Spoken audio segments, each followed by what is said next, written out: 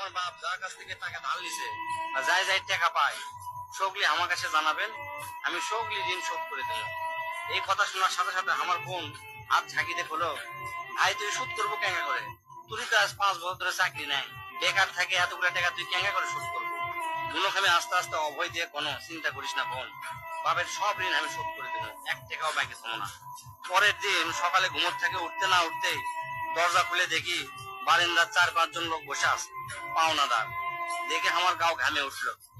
ওকে কি কমো, আমার মুখের ভাষা আসলো না। রাতটা ঠিক মতো পার হবার দেয়নি, আসে হাজির।